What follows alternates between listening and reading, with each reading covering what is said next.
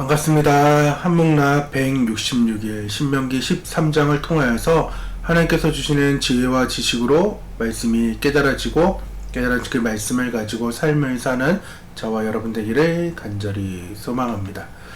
오늘 13장의 개요는 가나안을 정복하면 그 땅의 우상들과 제단들을 무너뜨리라는 12장의 명령에 이어서 13장에서는 외부의 우상의 요소가 아니라 내적으로 발생하는 거짓 종교의 요소들을 제거하라는 명령을 내리고 있습니다. 어떤 의미에서는 외적인 우상 숭배의 유혹보다 내적인 거짓 종교의 유혹이 이스라엘 전체를 더 위협적이 될 수 있습니다. 그것은 율법에서도 누룩을 극히 조심하라는 말씀과 일치되는 원리입니다. 13장에서는 거짓 선지자들이나 예언자들에 의한 우상숭배의 유혹을 철저하게 배격하고 그들을 죽이라는 명령이 먼저 나옵니다. 그리고 가족이나 친구들, 가까운 사람들의 유혹을 배격하고 그들을 돌로 쳐 죽이라는 명령이 나옵니다.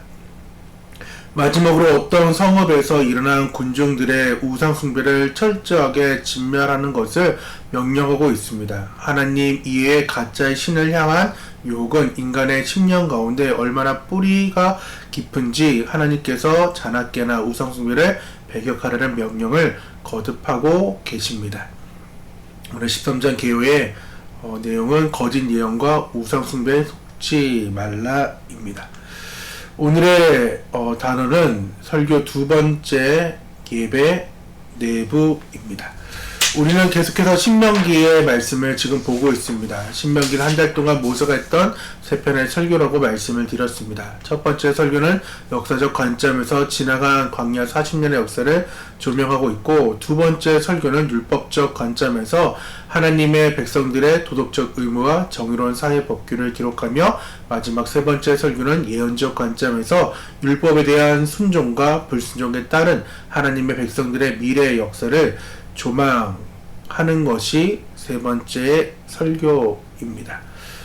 우리는 지금 두 번째 설교를 보고 있으며 또한 두 번째 부분을 함께 보고 있는 것이 신명기 12장부터 26장까지 신명계 법이라고 불리는 장이며, 또한 어제인 12장부터 또한 14장까지는 예배에 관련된 바른 예배, 16장까지는 신앙생활 규례에 대한 말씀을 지금 보고 있습니다.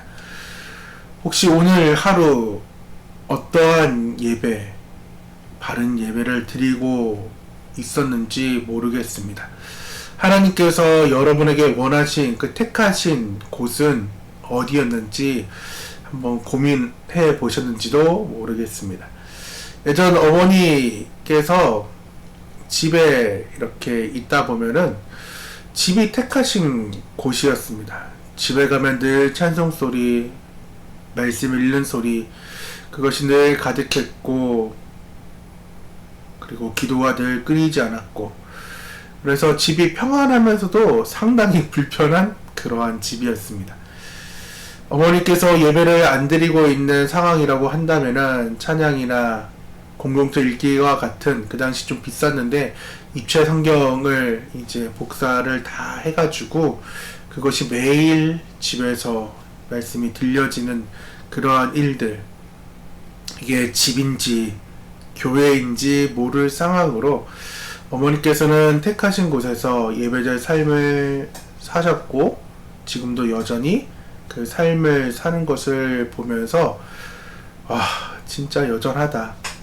이 여전하다가 나 같으면은 아무리 목회자이고 말씀 가운데 예배 가운데 이렇게 살아가는 사람이라고 하더라도 진짜 힘들다라는 생각을 하는데, 여전하다라는 생각을 하는 모습을 보면서 오늘 13장의 말씀이 참 와닿더라고요. 내부적인 그 우상 숭배, 자기의 합리와 같은 것을 13장에서는 조심하라고 말씀을 하고 있습니다. 혹시 여러분에게 있어서 신앙생활 지키기 쉬운지 어려운지 모르겠습니다. 혹여나 어려운 상황이 닥쳐왔을 때 여러분에게는 영적인 방학이 얼마나 있었나요? 그리고 그 기간은 얼마나 되었나요? 저에게 영적인 방학, 그 방학은 좀 세 차례나 좀 있었습니다.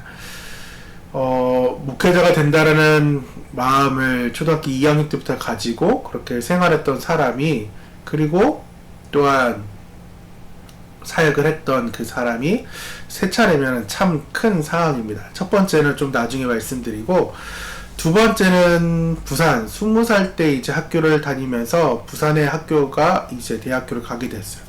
근데 그를 정할 수가 없는 상황이어가지고 CCC에 함께 했던 멤버들과도 함께 예배를 드리고, 또 누가 소개를 해줘가지고 버스로 1시간 넘게 이제 갔던 처음에 교회는 너무 멀더라고요. 그래가지고 못 가게 되고, 또 근처 교회 알아본다고 가게 되고, 끝내 하다 안 돼가지고 고모네 교회로, 이제 고모가 반강제적으로 이제 끌고 가는 상황이어가지고 고모네 교회로 이제 가다가 이것도 해결이 안 돼가지고 끝내 방학 끝나면은 또 집에 와서 또 가족과 함께 예배드리고, 때로는 또 목사님께서 좋게 보셔가지고 아이들 캠프 같은 것도 이제 맡겨주셔가지고 그렇게 또 진행하다가 다시 또 부산 내려가면은 거의 반영적인 그러한 방학이나 아니면 CCC의 그러한 체프를 통해서 채워지는데, 모르겠어요. 저 같은 경우는 CCC 그 채플, 그 선교단체 그 채플로는 그 메마름을, 갈급을 이렇게 채울 수가 없더라고요. 그러니까 주일 예배 때 드려지는 그 예배와 채플로, 월요일인 학교에서 드리는 채플, 또 금요일에 모든 부산에 있는 그 지구들이 모여서, 수많은 대학교들이 모여서 드렸던 그 예배로서는 채워지지가 않더라고요. 그래서 영적인 방학이 좀 이루어지게 되었고, 세 번째 같은 경우는 파트 전사를 이제 강릉에서 교수 편교사로 이렇게 하면서 사역을 이제 함께 동참하다가 목사님께서 대전으로 이제 개척을 하신다 해서 마침 학교가 대전이기도 했고, 또 그 목사님 덕분에 이제 침례교로 이제 오게 되는 상황이어가지고 함께 했으면 좋겠다라는 말씀을 드리고 한 1년 넘게 이렇게 같이 하고, 총 한 6년 넘게 이렇게 사역을 하다가 5월에 사임을 좀 하게 됐어요. 원래 12월에 사임을 해야 되는데 너무 오래 같이 있고, 뭐 눈빛만 봐도 찬양을 부르는데 그 눈빛 하나에 몇 절로 가겠구나 라는 게 알게 되는 그런 호흡이다 보니까 너무나도 제 안에 영적인 나태함이 좀 찾아오더라고요. 그래가지고 5월에 사임하면서 학교를 이제 학교에서 기숙사 생활하다 보니까 썬데이 크리스찬으로 지내기도 하고, 때로는 아예 늦잠 자느라고 교회도 안 가는 그런 상황을 좀 맞이했습니다. 그러면서 여러 가지 일들로 인해서 영적인 방황들로 좀 하게 되었는데, 첫 번째의 상황은 오늘의 말씀과 좀 크게 연관이 된 상황입니다. 오늘 말씀 아까 함께 읽고 듣고 보았는데, 우리 6절에서 11절 말씀 천천히 한 목소리로 함께 읽겠습니다. 내 어머니의 아들 곧 내 형제나 내 자녀나 내 품의 아내나 너와 생명을 함께하는 친구가 가만히 너를 깨어 이르기를, 너와 내 조상들이 알지 못하던 다른 신들 곧 내 사방을 둘러싸고 있는 민족, 혹 내게서 가깝든지 내게서 멀든지 땅 이 끝에서 저 끝까지에 있는 민족들의 신들을 우리가 가서 섬기자 할지라도 너는 그를 따르지 말며 듣지 말며 긍휼히 여기지 말며 애석히 여기지 말며 덮어 숨기지 말고, 너는 용서 없이 그를 죽이되 죽일 때에는 내가 먼저 그에게 손을 대고 후에 뭇 백성이 손을 대라. 그는 애굽 땅 종되었던 집에서 너를 인도하여 내신 내 하나님 여호와에게서 너를 깨어 떠나게 하려 한 자이니 너는 돌로 쳐 죽이라. 그리하면 온 이스라엘이 듣고 두려워하여 이 같은 악을 다시는 너희 중에서 행하지 못하리라.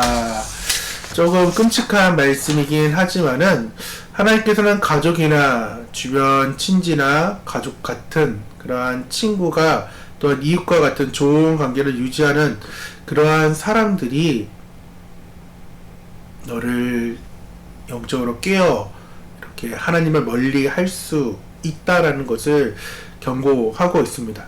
어떻게 보면 가족이나 주변 친지나 또한 그러한 이웃들 좋은 관계 유지하는 거 정말 중요합니다. 전도의 현장에 그만한 사람들이 없고 또 함께하는 교인들이 진짜 가족과 또는 가족 같은 그런 이웃들이 함께 지금 저희는 개척 멤버로서 지금 함께 예배를 드리기 때문에 얼마나 소중한지를 누구보다 잘 알지만은 지금 가나안 땅에 들어갈 때에 하나님께서는 그 복음적인 가치와 이제 부딪히는 상황에 올 때에 단호함이 있어야 된다라고 말씀을 합니다. 그러지 않으면은 오히려 그리스도인이지만은 오히려 그들과 함께 생활을 하게 된다라는 것입니다. 고2 때 이제 거의 봄이 고1, 고2 하여튼 그 봄이었어요. 그러니까 중학교 단짝 친구들이 좀 있었습니다. 꽤 많았어요. 그래서 중3 때는 한 친구 집에서 거의 반 거덜낼 정도로 매번 모여가지고 반 퇴근하면은 그 집 친구 집에 갔어요. 그러다가 친구 아빠가 너무 몸이 편찮으시니까 그리고 나서 고등학교 되면서 학교들이 다 뿔뿔이 흩어지고 나니까 주말만 되면 이제 친구들이 저희 집으로 오게 되었습니다. 마침 하숙했던 그 방이 다 빠져나가고 그 방 좀 큰 하숙을 썼던 그 방을 제 방으로 썼기 때문에 그리고 문도 따로 냈어요. 그래서 따로 있다 보니까 아이들이 자유롭게 좀 왔다 갔다 할 수 있는 그러한 상황이어가지고 많게는 10명이 반 하숙하듯이 한 7박 8일? 뭐 9박 10일 거의 라면 30개가 나면은 한 3일에 한 번꼴로 계속 라면을 대고 밥을 한 솥 하면은 바로 없어지는 그러한 상황들로 정말 친했던 친구들이 있습니다.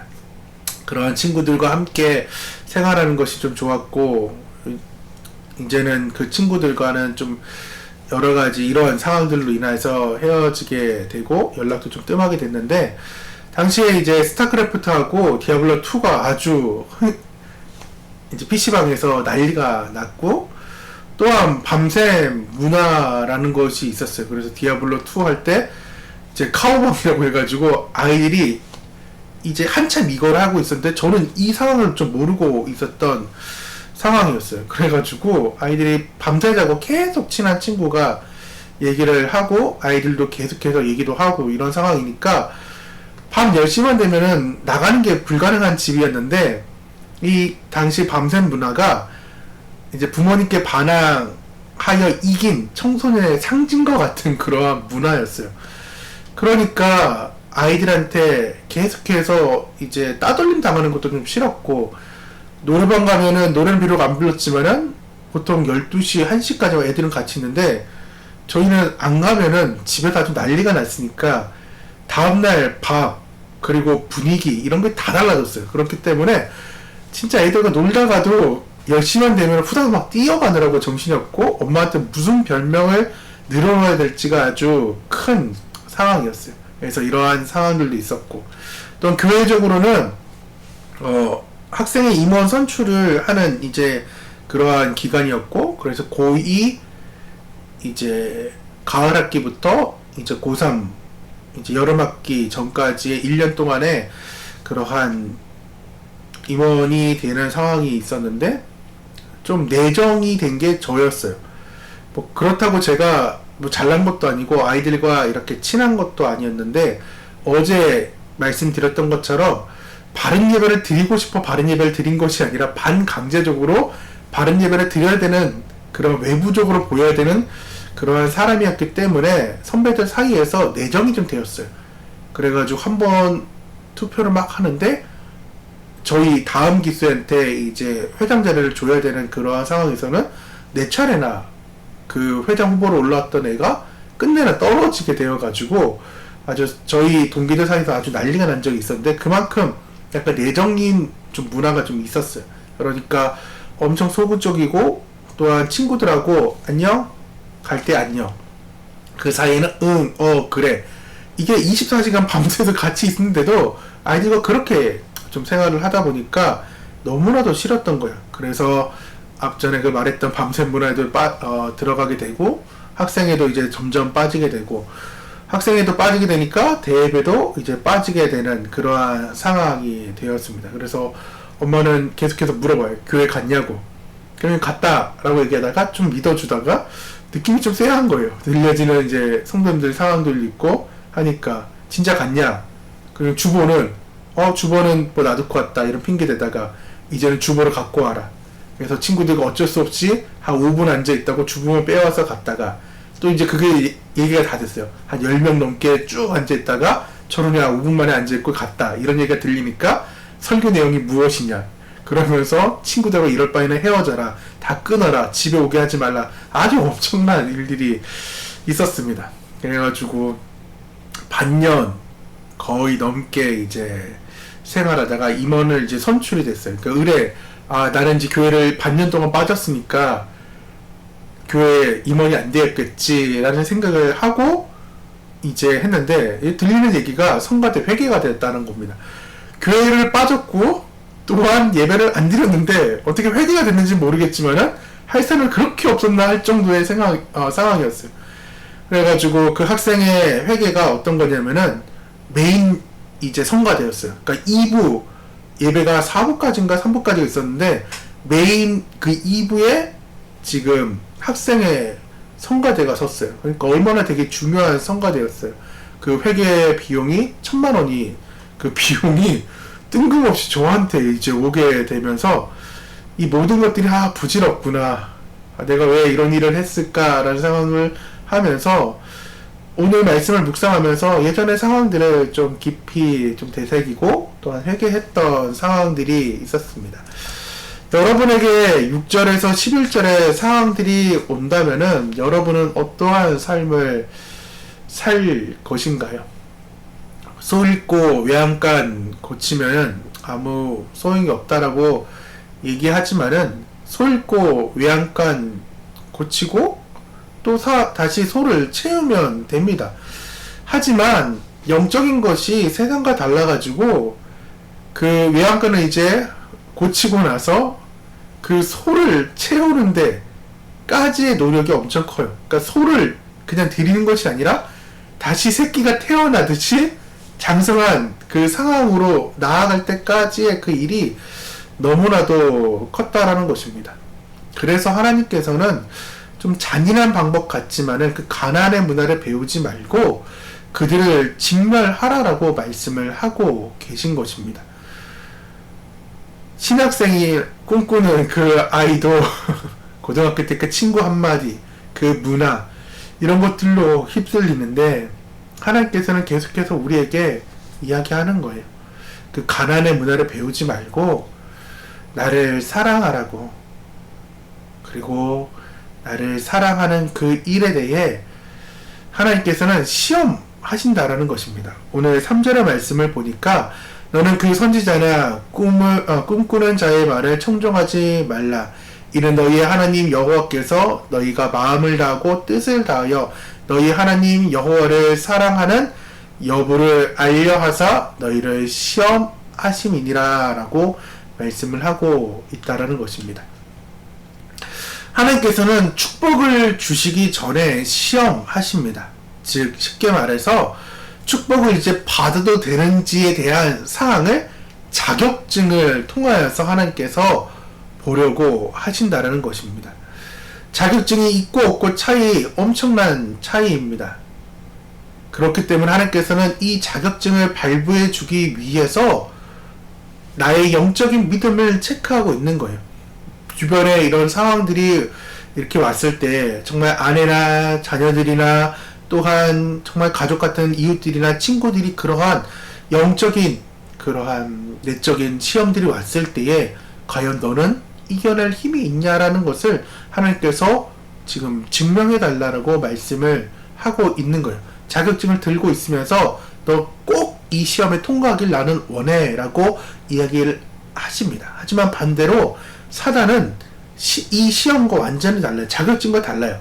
아예 이 시험은 나를 죽이기 위한 시험이에요. 그렇기 때문에 하나님이 주려는 이 시험과 이 낫사라는 이 시험과 사단이 주는 시험은 완전히 다른 이 상황인 거예요.